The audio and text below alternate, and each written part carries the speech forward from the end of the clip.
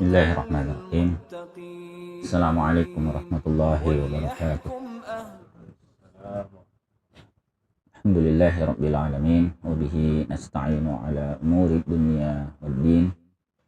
Assalatu wassalamu ala asyrafil anbiya'i wal mursalin imamil muttaqin wa ala alihi wa sahbihi ajma'in wa man tabi'ahum bi ihsanin ila yaumiddin, amma ba'd.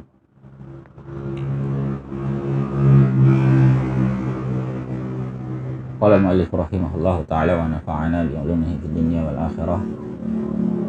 Al-hakim, makna al-hakim itlaqu lafzul hakimi ala ma'nayain. Al-awwalu sahibu sultanil munaffiz li al-ahkamil muta'alliqati bi tanzimi syu'uni hayatin nas, ra'isi dawlati allazi yunaffizul ahkama ala ra'iyatihi ila akhir. Alhamdulillah, rahmatullahi alaikum. Pada kesempatan sore ini kita masuk di topik tentang Al-Hakim dari kitab Al-Mukhtar fi Usul Fiqhi yang disusun oleh Ustaz Ahmad Aslabib hafizahullah ta'ala wa ra'ah.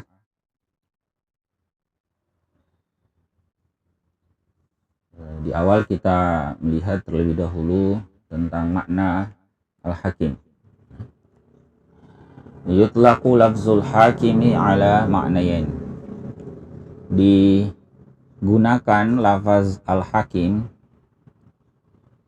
untuk dua makna. Jadi kalau disebut al-hakim ya dalam bahasa Arab itu biasanya bisa dimaksudkan untuk dua makna. Yang pertama, al-awwal sahibus sultanil munaffizi lil ahkamil muta'alliqati bi tanzimi syu'uni hayatin nas. Pemilik kekuasaan yang menerapkan hukum-hukum yang terkait dengan pengaturan urusan kehidupan manusia. Ya, atau dengan bahasa lain penguasa. Karaisid daulatil ladzi yunaffizul ahkama ala ra'iyatihi, seperti kepala negara yang menerapkan hukum-hukum atas rakyatnya. Ini makna pertama. Makna pertama dari kata al-hakim.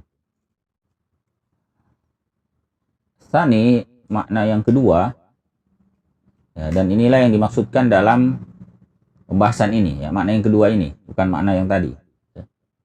Apa makna yang kedua? Al-hakim itu adalah mayyamliku isdarul hukmi 'alal af'ali wa 'alal asya'il muta'alliqati biha. Yang memiliki kewenangan membuat hukum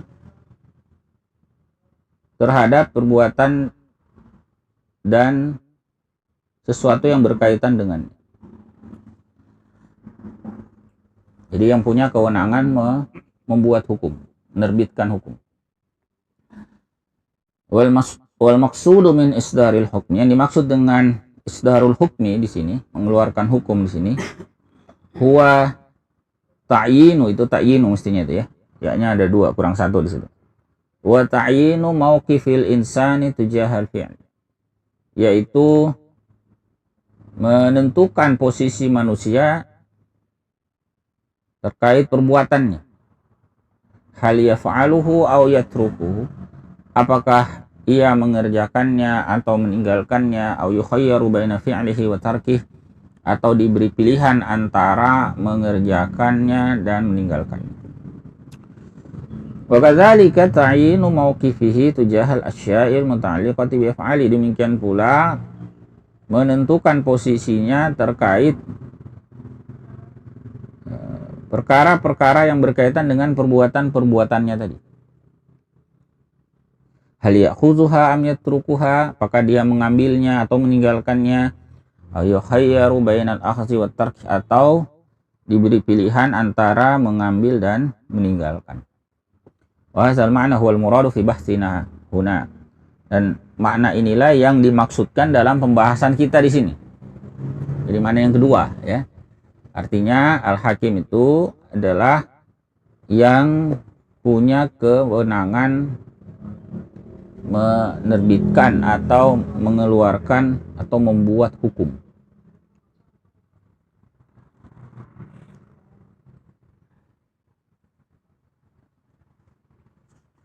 Nah, pembahasan ini sangat penting ya, menjadi salah satu topik utama dalam ilmu usul fikih. Karena berkaitan dengan siapakah yang layak membuat hukum itu.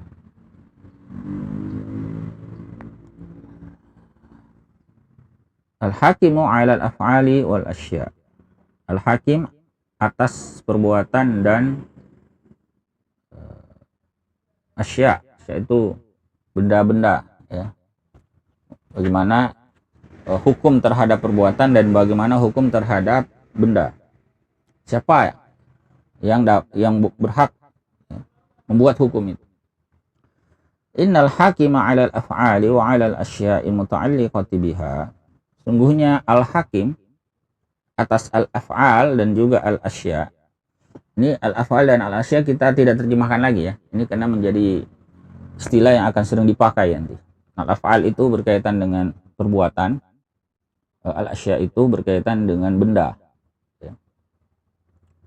Jadi sungguhnya al-hakim terhadap al-af'al dan al-asya yang berkaitan dengannya min haitsul madahu wazzammu, dari segi terpuji dan tercela, huwallahu ta'ala wahdah, itu adalah Allah Ta'ala semata, satu-satunya. Walaisal insan, bukan manusia. Yakunu syar', yakni itu adalah syarak. Walaisal aql, bukan akal.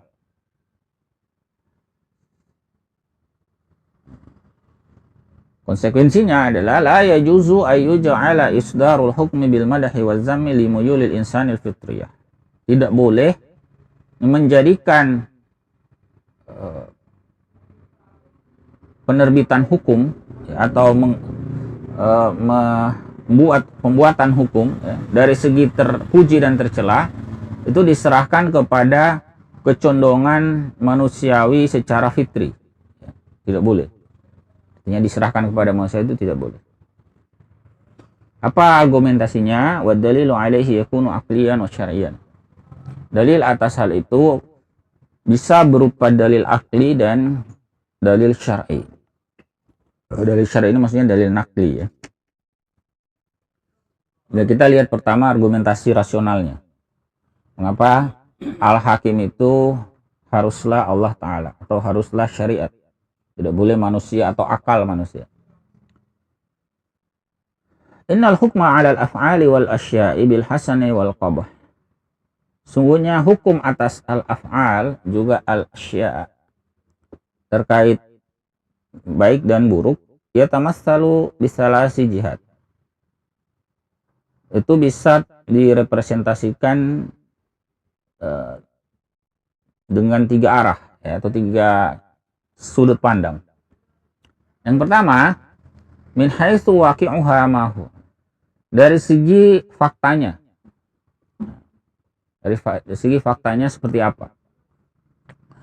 Yang kedua, min haitsu mula'amatuha li fitratil insani aw munafaratuha laha, dari segi kesesuaiannya dengan fitrah manusia atau ketidaksesuaiannya, sesuai atau tidak dengan fitrah. Kemudian yang ketiga, min haitsul madahu wa zammu 'alaiha fid dunya wa thawabul 'iqabu 'alaiha fil akhirah, dari segi terpuji dan tercela atasnya di dunia, juga pahala dan dosa atau siksaan atasnya di akhirat. Jadi ini bisa dilihat dari tiga sudut pandang. Sesuatu itu baik atau buruk biasanya bisa kita lihat dari tiga sudut pandang ini. Amma bin nisbati lil jihatainil ula wasaniyah, adapun dari dua sisi yang pertama, ini dari segi fakta atau dari segi kesesuaiannya atau ketidaksesuaiannya dengan fitrah manusia, maka fa innal insana bihissihi wa aqlihi yastati'ul hukma 'alaiha. Maka manusia dengan indranya dan akalnya itu bisa saja menghukumi perkara itu.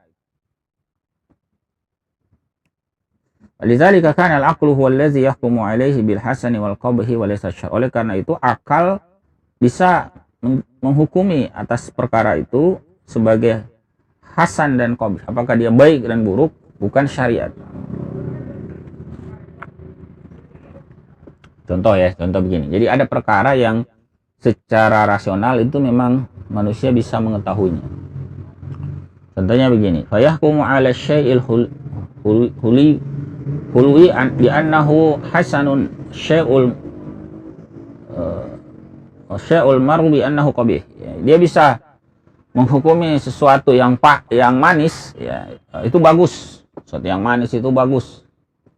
Ya, sesuatu yang pahit itu jelek. Ya. Ini dari segi faktanya. Artinya dia rasa dengan lidahnya, oh ini lidah saya cocok terimanya. Satunya tidak. Meskipun sebetulnya ini masih nisbi juga. Ya.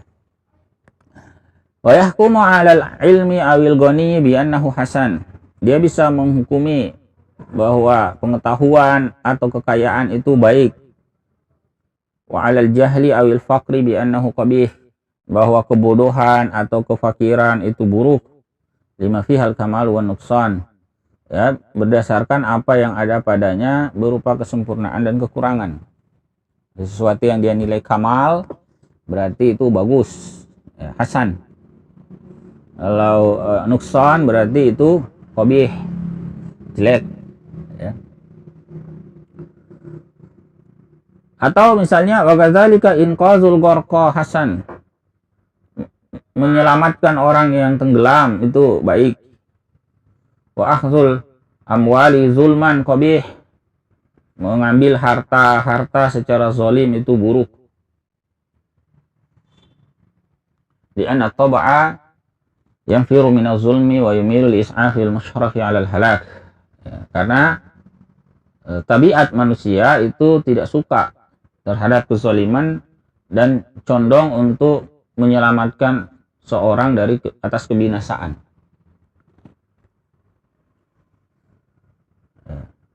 Fahadha kulluhu yarji'u ila waqi'i syai'il ladzi yuhissuhu al-insanu wa yudrikuhu 'aqluh. Semua ini kembali kepada realitas sesuatu itu yang bisa diindra oleh manusia dan bisa dijangkau oleh akalnya. Au yarji'u ila tabi'il insani wa fitratihi, atau kembali kepada tabiat manusia serta fitrahnya. Huwa yash'uru bihi wa yudrikuhu aqluh, dia bisa merasakannya dan itu bisa dijangkau oleh akalnya. Walidzalika kana al-aqlu huwa alladhi yahkumu 'alaihi bil hasani wal qabihi wa laysa syarr. Karena itulah dia bisa memberi penilaian atas perkara itu dengan hasan dan qabih, ya, bagus dan tidak, bukan syariat. Jadi bagus tidaknya, ya. Fal hakimu fihi ma huwal insan, maka yang menjadi al hakim dalam kedua perkara itu adalah manusia. Ya, ada perkara, ya, saya kasih contoh lain yang lebih, ya, yang lebih mudah. Misalnya katakanlah tadi tentang kezaliman, ya. Fitrah manusia itu kan cenderung tidak suka pada kezaliman. Atau misalnya sikap khianat, itu tidak suka, ya, sikap khianat. Bahkan orang zalim sekalipun itu tidak mau dizalimi. Orang yang khianat itu juga tidak mau dikhianati, karena memang dia tidak suka. Dan secara fitrah manusia itu cenderung kepada atau suka kepada keadilan. Dia menilai keadilan itu sesuatu yang positif. Bahkan orang zalim sekalipun setuju keadilan itu baik. Buktinya dia nggak mau dizalimi, kan? Demikian pula orang khianat sekalipun itu tidak suka dengan pengkhianatan. Dia akan menyukai orang yang amanah, yang bisa dipercaya. Penipu sekalipun itu tidak mau ditipu. Nah, itu kecenderungan manusia. Nah, perkara-perkara semacam ini, ya, menurut al-muallif rahimahullah taala di sini itu bisa saja dinilai oleh akal manusia. Fitrahnya bisa mengetahui itu baik atau buruk. Tetapi dari sudut pandang yang ketiga, apakah itu nanti terpuji, tercela, dapat pahala atau dosa, itu akal manusia nggak bisa sampai. Jadi wa amma min haitsul jihatus wa amma min haitsul jihatus salis. Adapun dari sudut yang ketiga, sisi yang ketiga, ini ilmadu wa zamu 'alaiha fid dunya was thawabu wal iqabu 'alaiha fil akhirah. Ini dari segi terpuji dan tercelanya perkara itu di dunia, juga apakah mendapatkan pahala dan hukuman atasnya di akhirat. Fa inna taqrira wa isdaral hukmi la yastati'uhu illallah ta'ala. Maka menetapkan dan membuat hukum terkait perkara tersebut tidak bisa dilakukan kecuali oleh Allah Ta'ala aisyar, yakni oleh syariat. Wa dzalika ka husnil imani wa qabhil kufr. Itu seperti baiknya keimanan dan buruknya kekufuran. Wa husni ta'ati wa qubuhil maksiyah, baiknya ketaatan dan buruknya kemaksiatan. Nah, perkara semacam ini akal tidak bisa, ya. Fala yastati'ul aqlu ayyusdiral hukma fi hadhil halah. Tidak sanggup akal itu untuk membuat hukum, ya, dalam keadaan yang ketiga ini. Fal aqlu huwa naqlul ihsasi bil waqi' ila dimagi ma'a ma'lumatin sabiqatin tufassirul waqi'ah thumma rabtu bainaha mujtami'ah. Akal itu adalah naqlul ihsas, ya, memindahkan penginderaan terhadap fakta ke otak, sertai dengan adanya pengetahuan terdahulu yang akan memaknai realitas itu, kemudian menghubungkan diantaranya sekaligus. Ini biasa, ya, kita sudah sering membahas tentang pengertian akal, ya. Wabizalika, maka berdasarkan hal itu, fa innal aqla yastahilu alaihi isdarul hukmi ala ghairil mahsusat. Oleh karena itu, ya, sungguhnya akal mustahil atasnya mengeluarkan hukum terhadap selain perkara yang bisa diindra. Karena akal itu sekali lagi hanya bisa menafsirkan atau menilai realitas yang bisa dia indra. Itu kuncinya, al-mahsusat. Adapun selain al-mahsusat itu nggak bisa. Kal huda wad dhalali wal halali wal harami wat ta'ati wal maksiyati wa asbahiyah. Seperti petunjuk, kesesatan, halal haram, ketaatan dan maksiat dan semisalnya, itu akal nggak bisa menilai itu. Karena itu perkara yang ghairul mahsusat, nggak bisa diindra. Fahuwa laysa bimaqdurihi taqriru ayyil af'ali turdillaha fayuthabul insan wa ayyuha tugdibullah wa yu'aqabu 'alaiha. Itu di luar kemampuannya untuk menetapkan mana perbuatan yang menghantarkan ridho Allah sehingga diberi pahala manusia itu, dan mana yang membuat murka Allah sehingga dihukum manusia itu karenanya. Nggak bisa, ya. Illa idza kana al-ikhbaru anha qad jaa'a min Allah Ta'ala, kecuali bila pengabaran tentang perkara itu datang dari Allah Ta'ala. Nah, itu argumentasi akliyahnya, ya. Poin penting argumentasi ini adalah bahwa akal manusia itu terbatas. Kalaupun ada yang bisa dijangkau oleh akal, itu tidak lebih dari perkara yang bisa diindra. Dan karena keterbatasan inilah, manusia tidak layak membuat hukum itu. Banyak perkara yang tidak mampu dijangkau oleh kemampuan akal manusia. Argumentasi yang kedua, ikhwas sekalian, ad-dalilus syar'i, ya, yang berupa dalil syara', atau dalam hal ini adalah dalil nakli, ya. Inna syar'a ja'ala taqrira tahsin wa taqbihi manutan bi amri syari'. Sungguhnya syariat telah menjadikan penetapan baik dan buruk dengan mengikuti perintah syariat. Manut, ya, tunduk kepada perintah syariat. Ay bi amrillahi wa rasuli, yakni berdasarkan perintah Allah dan Rasulnya. Walidzalika kana minal maqtu'i bihi syar'an annal hasana ma hassanahu syar'u wal qabiha ma qabbahahu syar'u min haitsul zammu wal madah. Oleh karena itulah bisa dipastikan di antara perkara yang dipastikan secara syar'i adalah al-hasan, yang kebaikan itu, ma hassanahu syar'u, apa yang dipandang baik oleh syariat, wal qabih, keburukan, ma qabbahahu syar'u, apa yang dipandang buruk oleh syara, dari segi terpuji dan tercelanya, min haitsu zammu wal madh. Wa hadza bayyinun mustafidun fi nususil kitab. Ini jelas, rinci di dalam nas-nas Alkitab. Wa minha, di antaranya ada beberapa ayat Al-Qur'anul Karim yang beliau kutip di sini, ya. Qauluhu ta'ala, ini yang pertama dalam suratul An'am ayat 57. Inil hukmu illa lillah yaqussul haqqa wa huwa khairul fasilin. Ya. Nah, di poinnya pada kalimat inil hukmu illa lillah. Ya, in itu huruf nafi, menafikan. Kemudian ada illa, mengecualikan. Jadi nafi disertai dengan istisna itu menunjukkan pembatasan. Berarti memang tidak ada selain itu. Sama kalau kita baca syahadat itu ada ungkapan la ilaha illallah. Ada nafi di depan berupa la ilaha, tidak ada Tuhan, tidak ada ilah, tidak ada yang patut disembah. Kemudian ada pengecualian di belakangnya, illallah, kecuali Allah. Berarti itu bentuk hasr, bentuk pembatasan namanya. Nah, mirip dengan kalimat ini, ada in yang menafikan tidak ada hukum, ya, illa lillah, kecuali milik Allah. Kemudian dibarengi dengan apa? Pengecualian.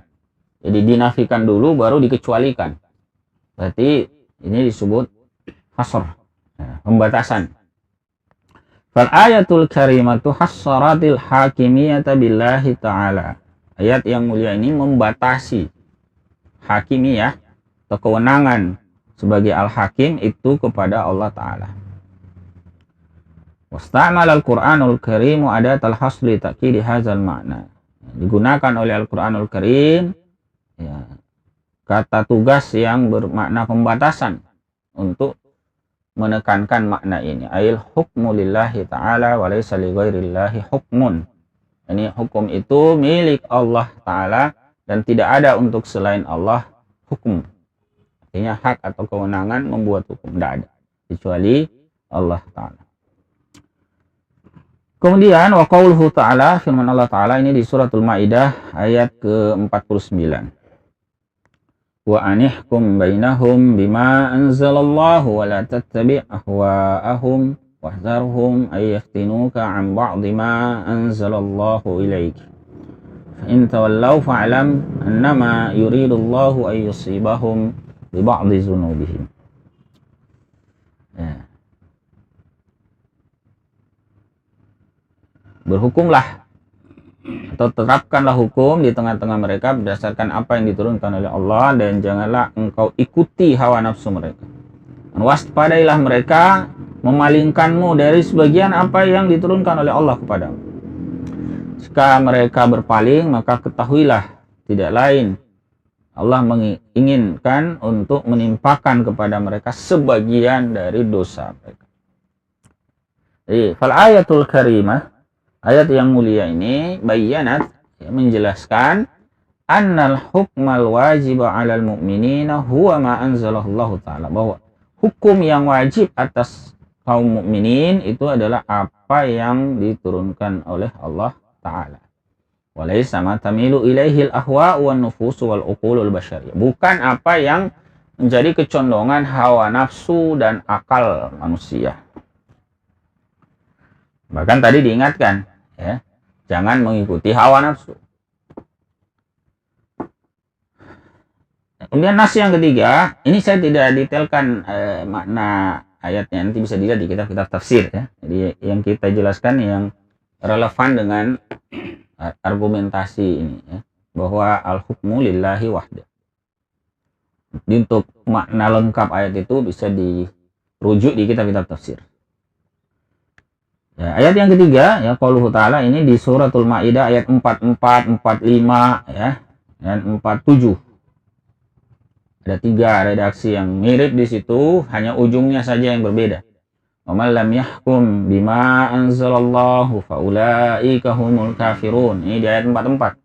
Siapa tidak berhukum dengan apa yang telah diturunkan oleh Allah, maka mereka itulah orang-orang yang kafir.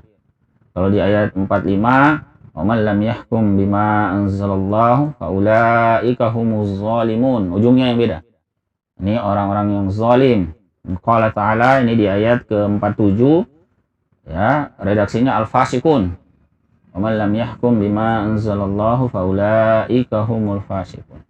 Jadi fal ayatus salasu naddadat bil hukmi bi ghairi ma anzalallahu ta'ala wa tabarat dzalika kufran aw zulman aw fusuqan.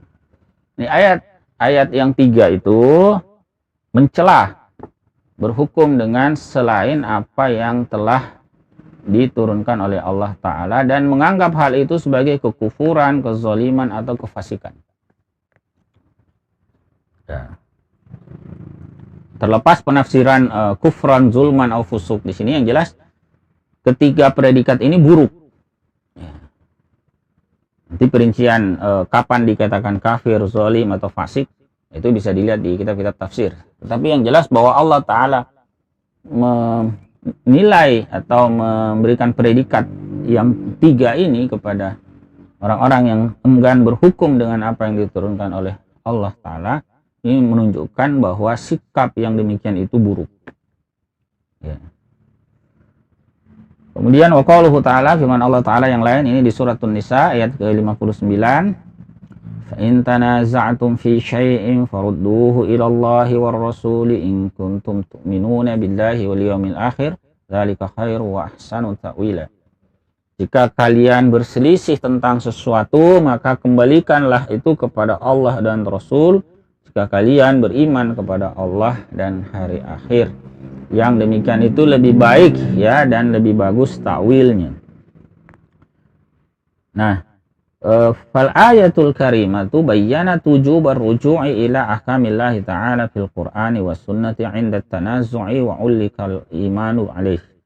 Ayat yang mulia ini menjelaskan wajibnya rujuk kepada hukum-hukum Allah Ta'ala dalam Al-Quran dan As-Sunnah ketika terjadi perselisihan. Bukan diserahkan kepada manusia, tetapi dikembalikan kepada Allah dan Rasulnya. Dan bahkan dihubungkan keimanan ini dengan perkara tersebut.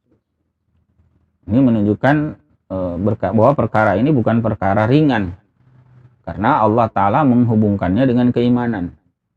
In kuntum tu'minuna billahi wal yawmil akhir. Dan segala sesuatu yang dihubungkan dengan keimanan itu berarti perkara yang agung, bukan perkara ringan. Sebab iman itu sendiri adalah perkara yang agung. Satu lagi nasnya ya, wa qauluhu ta'ala, ini di surah yang sama, surah An-Nisa, ini ayat 65.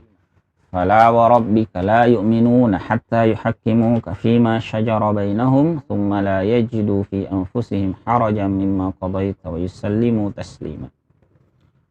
Sungguh demi Rabbmu, tidaklah mereka beriman hingga mereka menjadikanmu sebagai hakim. Ini menjadikan Nabi SAW sebagai hakim pada perkara yang bersengketa di antara mereka. Kemudian tidak mereka dapati dalam diri mereka sedikit pun keberatan terhadap apa yang engkau putuskan, dan mereka menerima dengan sepenuhnya. Nih, perhatikan, fal ayatul karimatu tunafil imana 'anin nasi hatta yahtakimu ila ahkamillahi ta'ala. Ayat yang mulia itu menafikan keimanan dari orang-orang, dari manusia, sampai mereka berhukum kepada hukum-hukum Allah Ta'ala. Bahkan Allah tadi memulainya dengan sumpah. Itu sebagai penegasan makna bahwa tidak beriman mereka itu, dan Allah mulainya dengan sumpah ya, demi Rabbmu, tidaklah mereka beriman. Sampai menjadikan Nabi Shallallahu Alaihi Wasallam sebagai hakim, yakni berhukum dengan hukum Allah Ta'ala terkait persengketaan di tengah mereka. Dan bukan hanya itu, bukan hanya mau berhukum dengan hukum Allah, tetapi juga ridho dengan hasilnya. Ya, ada orang itu mau berhukum dengan hukum Allah Ta'ala, tapi kalau kalah nggak mau. Ayo kita hukumin sesuai syariat, setuju. Begitu keluar hasilnya, ternyata dia kalah, nggak mau, nggak ridho.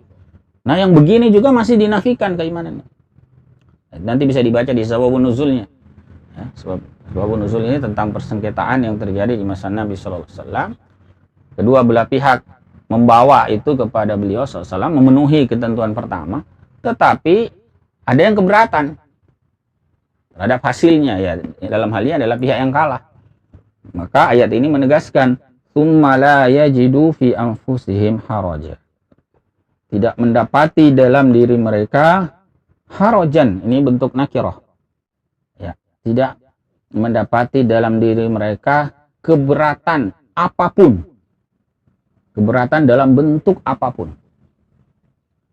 Ya, maka di sini beliau mengutip ya dalam kitab Al-Wajiz fi Usul Fiqhi, ya, bahwa selain bersedia berhukum dengan hukum Allah Ta'ala, wa yardau bizalik, ridha dengan itu.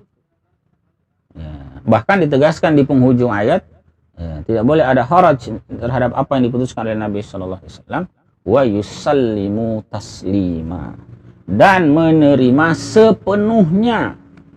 Nah, ini menggunakan bentuk dalam bahasa Arab itu bentuk maf'ul mutlak taslima. Ini menunjukkan makna penekanan atau penegasan. Mereka menerima dengan sepenuh penerimaan. Jadi watas taslimu nufusuhum laha, atau watas taslima nufusuhum laha. Betul-betul taslim, tunduk, patuh, ya, diri mereka kepada hukum-hukum Allah Ta'ala tersebut. Nah, itu diantaranya, dan masih banyak lagi sebetulnya, ya. Wa ghairuha minan nusus, banyak lagi selain itu nas yang lain, tadullu ala annahu la hakima illallah, yang menunjukkan bahwasanya tidak ada hakim kecuali Allah, wala hukma illa ma hakama bihillah, dan tidak ada hukum kecuali apa yang ditetapkan sebagai hukum oleh Allah. Wa ala zalik, maka berdasarkan hal itu, fa innal hakima huwallah, maka al hakim itu adalah Allah. Ai annal ladzi yasduru anhul hukmu huwallahu ta'ala. Ini yang terbit darinya hukum itu adalah Allah Ta'ala. Fama amara bihi syar'u fahuwa hasan, maka apa saja yang diperintahkan oleh syariat, ya, karena syariat itu berasal dari Allah, maka itu adalah baik. Wa ma naha anhu syar'u fahuwa qabih, dan apa yang dilarang oleh syarak maka itu buruk. Wa yujibu 'alal insani ay yataqayyada bih, dan ia mewajibkan atas manusia untuk terikat dengannya. Wa yuslima bi kulli ma jaa'a fihi, atau wa yusallima bi kulli ma jaa'a fihi duna i'tirad, serta menerima semua apa yang datang padanya tanpa penolakan. Wa hasa ya'ni annal hukma la yu'tabaru hukman syar'iyyan illa idza qama ad-dalilu syar'iyyu 'alaihi. Ini berarti bahwa hukum tidaklah dianggap sebagai hukum syariat kecuali bila tegak dalil syar'i atasnya. Al-hakimiyatu lillahi wahdah, maka kewenangan membuat hukum itu bagi Allah satu-satunya. Ya. Wa fauqa dzalik, terlebih lagi atau selain dari argumentasi tadi, ini sebagai tambahan, innal hukma 'alal asya'i min haitsul hillu wal hurma, maka sesungguhnya menetapkan hukum atas sesuatu dari segi halal dan haram, wa 'ala af'ali ibadi min haitsu kaunuha wajiban aw haraman aw manduban aw makruhan aw mubaha, dan juga atas perbuatan para hamba dari segi apakah dia wajib, haram, mandub, atau makruh atau mubah, 'alal umuri wal uqudi, juga terhadap perkara-perkara dan akad-akad min haitsu kaunuha asbaban aw syurutan aw mawani aw sahihatan wa batilatan wa fasidatan aw azimatan wa rukhsah, dari segi apakah dia sebab, syarat, ya, penghalang, atau sah dan batilnya, fasidnya, ya, ataukah azimah dan rukhsah, ya, kullu zalika laisa min qabili mula'amatiha lit-tabi'i aw adami mula'amatiha lah. Ini semua itu bukanlah dari segi apakah dia selaras, ya, dengan tabiat atau tidak selaras dengannya. Wala huwa min qabili waqi'iha ma huwa, dan juga bukan dari sisi faktanya seperti apa. Artinya ini bukan dari sudut pandang 1 dan 2 seperti yang tadi kita bahas sebelumnya. Wa innama min qabili tarattubil madhi waz zammi 'alaiha fid dunya was thawabi wal iqabi 'alaiha fil akhirah. Tidak lain ini dari segi konsekuensi pujian dan celaan atasnya di dunia, juga pahala dan siksa atasnya di akhirat. Walidzalika, oleh karena itu, kanal hukmu fi sya'niha lisyar'i wahdahu wa laysa lil aql. Hukum itu, ya, bahwa hukum itu, ya, pada hakikatnya itu untuk bagi syara semata, bukan bagi akal. Artinya kewenangan untuk membuatnya itu pada syariat saja, bukan akal. Fayakunul hakim hakikatan alal af'ali wa alal asya'il muta'alliqati biha wa alal umuri wal uqudi innama huwa syar' wahda. Maka al-hakim yang hakiki terhadap al-ahkam, juga al-asya' yang berkaitan dengannya, juga terhadap perkara dan akad, itu tidak lain adalah syariat semata. Wala hukma lil aqli fi zalika mutlaqa, dan tidak ada hukum bagi akal dalam hal itu secara mutlak. Dan beliau juga menekankan di sini terkait dengan sudut pandang 1 dan 2 tadi, bukan berarti akal kemudian diberi kewenangan menilai itu. Beliau katakan di sini wala yustatsna min hadzal amril hukmu fil jihatainil ula was tsaniyah. Tidak dikecualikan dari perkara ini menghukumi dalam 2 sudut pandang pertama dan kedua tadi. Fal aqlu yastati'u taqrira husnihima wa qabahihima min haitsul waqi'u ma huwa wa min haitsul mula'amatu lit-tabi'i wal munafaratu lahu. Betul, akal itu bisa saja menetapkan baiknya juga jeleknya perkara itu dari segi faktanya atau dari segi kesesuaiannya dengan tabiat manusia atau tidak. Amma min haitsu thawabu wal iqabu fala yastati'. Adapun dari segi pahala dan siksaan maka tidak bisa. Tetap saja tidak bisa. Meskipun tadi kita katakan manusia secara tabii bisa menilai bahwa yang namanya sikap amanah itu bagus, sikap khianat itu buruk, tetapi tetap saja dia tidak bisa menetapkan hukum dari segi pahala dan dosa.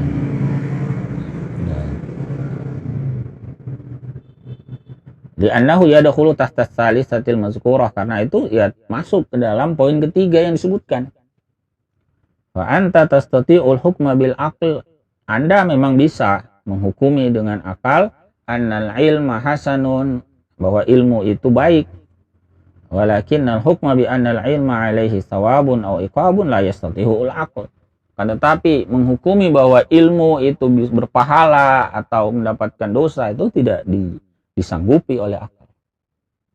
Bal yahkumuhu syar', tetapi yang menghukuminya adalah syariat.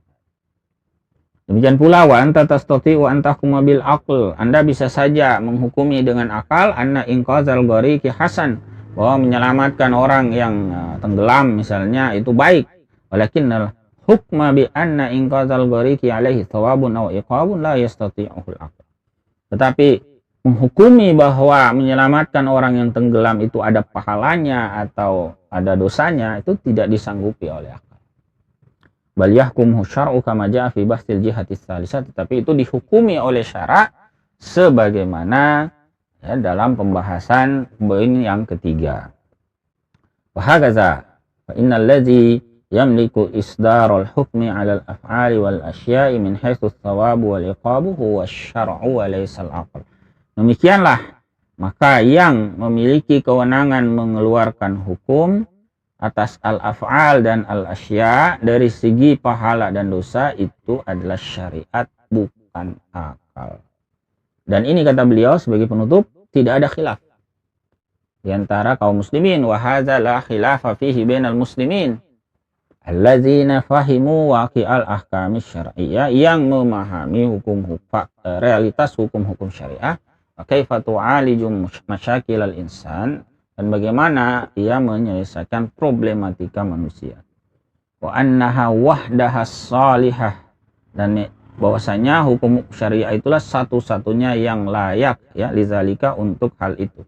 Ini untuk menjadi solusi problematika manusia, duna ghairiha, bukan selainnya. Walam yaj'alu lil aqlil basyari mahallan fit tasyri', dan tidak menjadikan untuk akal manusia ya tempat dalam membuat syariat. Jadi tidak ada tempatnya akal itu dalam tasyri', dalam menetapkan syariat, siwa, kecuali atau selain fahmun atau fahmin nususis syar'iyyati wastinbatil hukmi syar'i min khilali, selain memahami nas-nas syariat dan menggali hukum syarak dari nas-nas tersebut, dari pemahaman tersebut. Jadi akal itu tidak ada ya kewenangan untuk membuat hukum. Yang ada akal dipakai untuk memahami nas, memahami tuntunan syariat. Oh, ayatnya begini, hadisnya begini, nas kemudian memahami itu. Akal memahami nas itu. Jadi bukan akal yang menghukumi ya. Bukan, dalam arti bukan akal yang membuat hukum, isdarul hukum. Nah, tapi akal yang memahami nas tersebut dan menggali hukum dari pemahaman itu. Jadi poin penting khafillah rahimakumullah dari konsep al-hakim ini adalah bahwa satu-satunya yang punya kewenangan tersebut itu adalah Allah Ta'ala dalam bentuk syariat, karena syariat itu Allah yang menurunkannya, nah, boleh manusia ya. Wallahu a'lam bishawab. Silakan kalau ada yang mau didiskusikan sampai di sini ya. Di situ masih ada? Oh iya, masih ada di sebelah sedikit.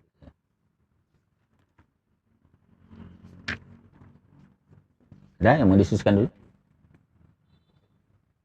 Ya, masih ada 3 paragraf ternyata di sebelah ya. Baik, kalau tidak kita lanjut dulu. Qala al-Amidi, ya, berkata al-Amidi, ini salah satu pakar usul fikih yang terkemuka ya. Kita beliau al-Ihkam fi usulil ahkam, itu termasuk salah satu rujukan utama ya, dalam ilmu usul fikih.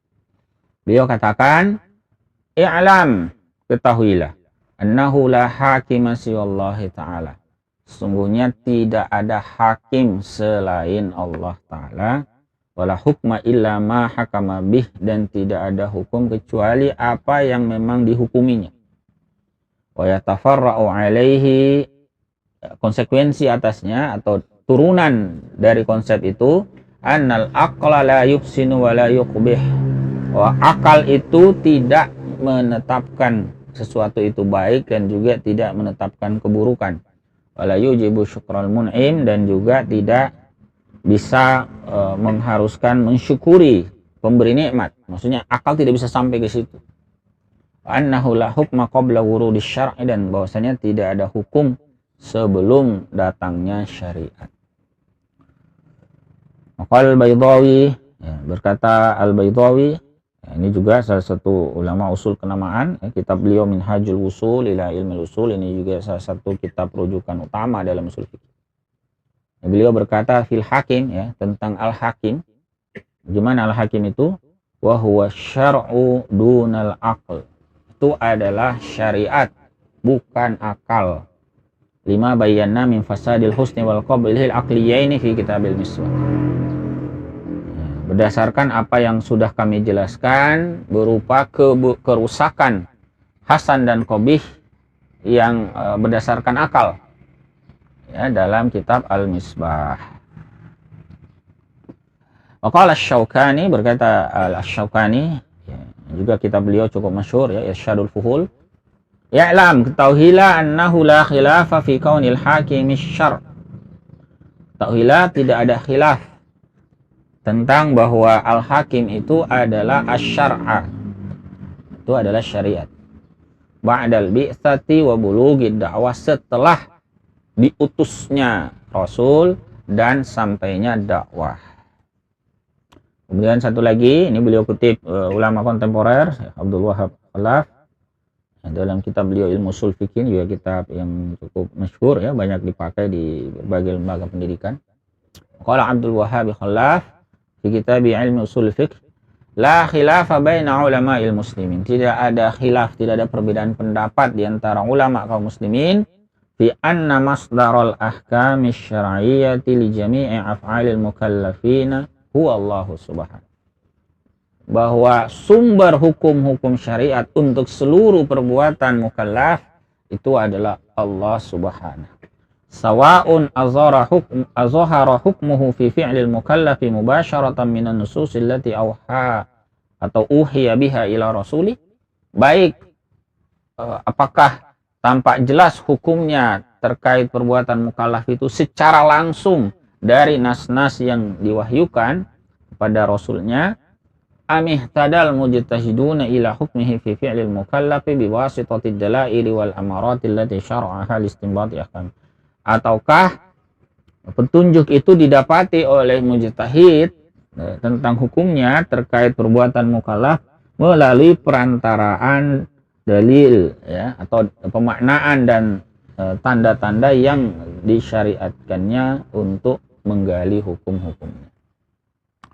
Jadi sama saja kata beliau, sumbernya ya tetap saja itu adalah Allah Ta'ala.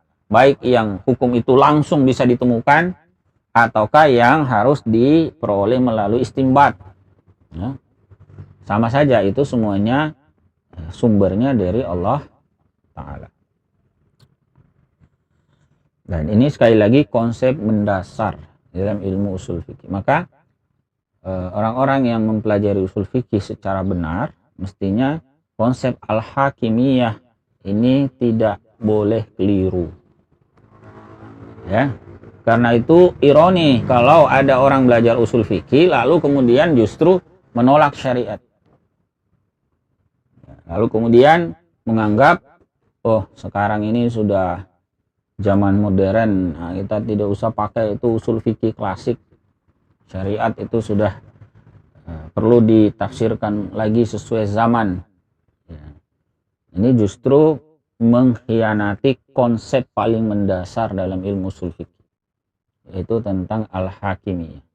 Pembelajar usul itu selalu punya ya, yang belajar usul yang benar harus punya konsep ini ya, bahwa tidak ada hukum kecuali ya, tidak ada kewenangan membuat hukum kecuali itu milik Allah Ta'ala.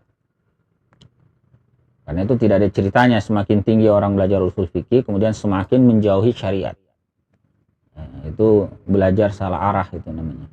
Semakin tinggi belajar usul fikih maka konsep ini harus semakin kokoh. Dan kalau kita lihat ke belakang semua uraian usul fikih itu ya kembali ke topik al-hakimiyah ini. Mengapa ada pembahasan tentang misalnya dalalatul alfaz, bahwa perintah itu pada dasarnya bermakna begini, larangan itu pada dasarnya bermakna begini ya. Itu semuanya dibawa ke konsep ini sebetulnya al-hakimiyah.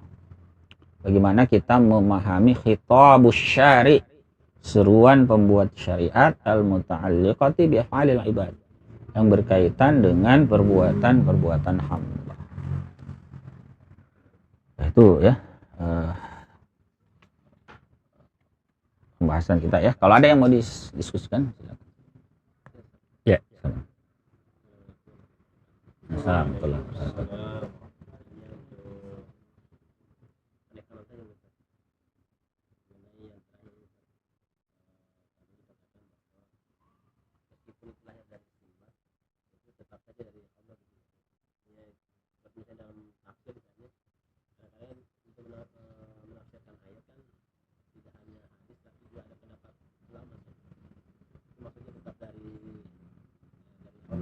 Iya.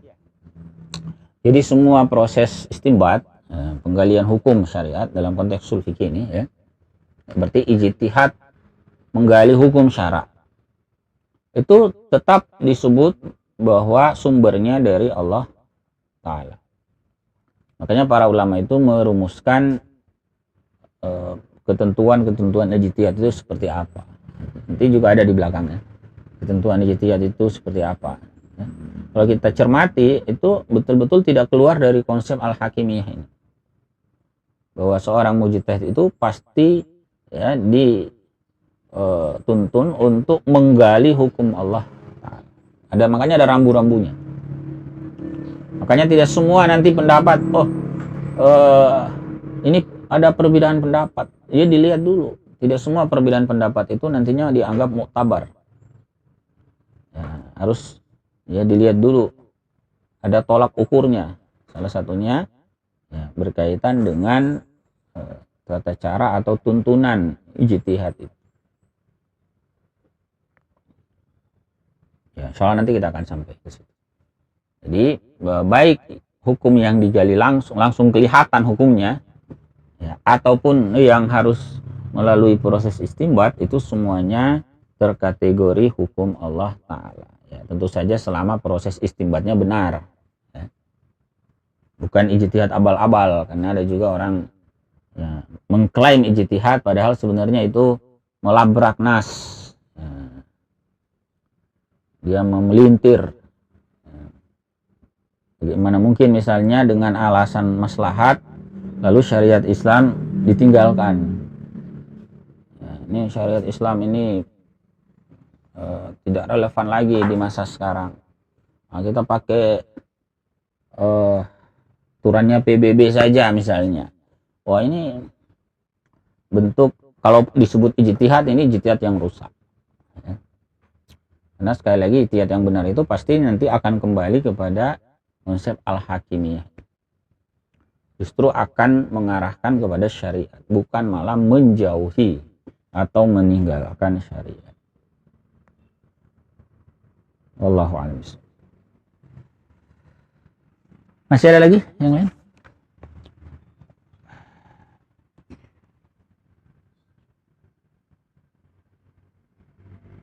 Baik, kalau tidak ada lagi kita cukupkan dulu. Wafilah pembahasan kita pada kesempatan sore hari ini. Mudah-mudahan bisa dipahami dengan baik.